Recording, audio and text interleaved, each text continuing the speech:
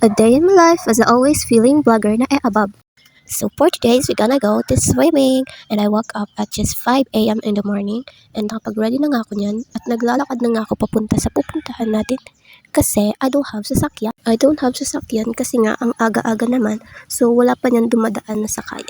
Puyat talaga ako niyan kung alam niyo lang kasi nakatulog ako around 1 or 2 a.m. na kaya medyo sabog talaga ako niyan. Tapos magkikising ba naman ng alas 5 ba naman. Pero laban niyan kasi nga magsiswimming ba. So dapat always ready and always G sa gala tayo ba.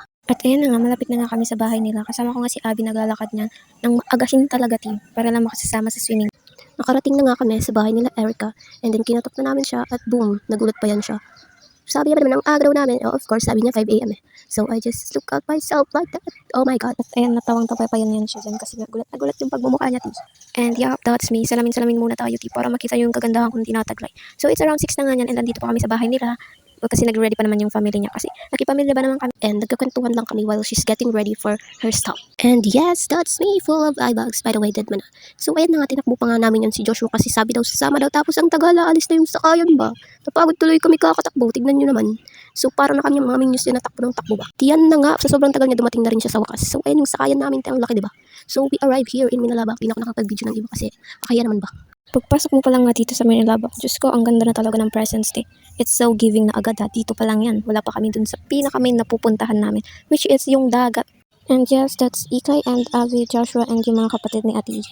So bali nga, sana yung kasama rin yung section namin, kaso hindi nga kaya kasi nga maaga daw yung alas. At ayun na nga, humawak na nga yan si Joshua kasi nga, masyado na bang baka mahulog daw siya, okay ba? So sa aming paglalakbay, ang saya naman kasi, the sakayan is open so hindi ka mahihilo and you just enjoying the process or being there. At papalapit na nga kami sa dagat at namumblema kami sa mga wire kasi ba naman ang laki ng sasakyan namin dyan te. But that's fine, sorry na lang. And that's me.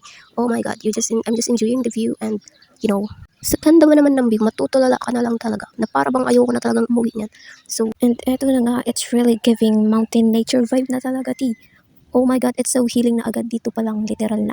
So please, all the people, please take care of our mountains and trees. I hope you know how important the trees and mountains and everything about in our nature. Because that is our resources. That is why we are living today. Dahil yan ang nagpoprotekta sa atin patungkol sa mga sakuna. That is why nagkakabaha ng malala. Bukod lang sa flood control project. I mean, ghost project pala. Yan din yung isa pa sa mga dahilan kung bakit tayo nagsasuffer from this. Bukod pa nga dyan sa reminder sa nature, I hope guys please be vote for the right leader na kasi malapit na talaga yung election na naman. Like maawa naman kayo para sa amin and para din sa next future generation no. By the way, magdadagat nga pala tayo, hindi magpapangat. Di talaga ako nagsising sumama kasi ang ganda ng view. Sa view pa lang bawing-bawi ka nati kahit pagod na pagod at puyat ka dyan te. Paakyat na nga kami yan ng sasakyan te, kaya medyo scary ba kasi baka umatras ba. Buti na lang professional yung driver naman kaya it's so chilling lang. In the process of bayahe talaga, hindi naman nakakapagod kasi nga ang ganda-ganda ng view. And you just chilling the vibes kasi masyado naman maaga yung biyahe namin yan. At ayan na nga, pino-OV ko na nga yung face ko kasi baka nga namimiss niya na ako ba? Joke lang, di talaga niya ako namimiss. Pupunta sa dagat para mag-relax ba? Actually guys, section talaga sana namin yung buong magsiswimming. Kaso di sila nakasama. Yung pearl section namin nag-turn into 4. Oh my god. Sayang ba naman, makakapag-banding na naman sana yung mga kupal. At eto na nga ti, kala ko nga andito na talaga kami. Pero hindi pa pala ti kasi dun pa pala sa unahan yung dagat ti. Pero ang sabi, malapit naman daw kami. And we are almost there na talaga. At ayan na nga, dumating na talaga kami ti. At eto na, nandito na talaga kami guys. And I'm so excited na talaga niyang bumaba. Ang babait pa ng mga tao dito sa Minalabak guys. So that's why I'm just enjoy the view, the people, and all and all. And yun na nga, is nila-slow mo ko pa yung video para sa inyo, para mapil nyo naman yung ganda talaga dito. So I'm just inviting you guys to visit here kasi kung alam nyo lang, it's free pa yung entrance dito. Wala talagang entrance. Cottage lang yung babayaran. Tapos ang babait pa ng tao. At ayun na nga, sa sobrang excited ko, bumaba na ako agad. And you can look tip you guys. Ang ganda talaga and so linaw ng water. So it's so satisfying. And after and all, umupo na muna nga kami para magpahinga. Pero hindi naman nakapagod yung biyahe. Wala lang, para chilling lang and just enjoy the view and the beach and the beautiful lightning girl. And kumain na nga kami ng pakwan para sa isang katulad namin na green, kala mo green flag pero red flag pala.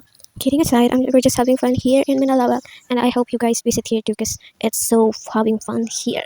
And yan na nga, nag-start na maging babysitter si Ate Ikay. And yan na nga, naghulog muna nga ako sa wifi kasi nga baka hinahanap na ako ng boyfriend ko. Oops, I forgot. I don't have a boyfriend pala guys. Oh my god, sorry. Kidding aside, so dead man na nga, babalik na nga lang ko dun sa cottage at magre-relapse na nga lang ko dun.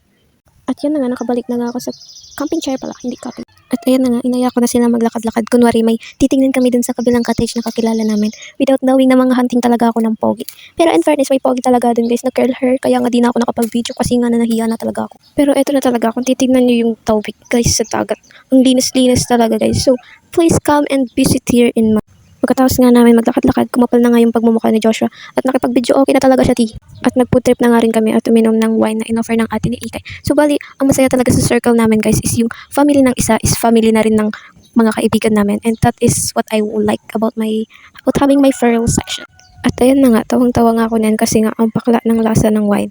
I'm not expecting like that kasi nga wala naman dun sa bukid namin ba.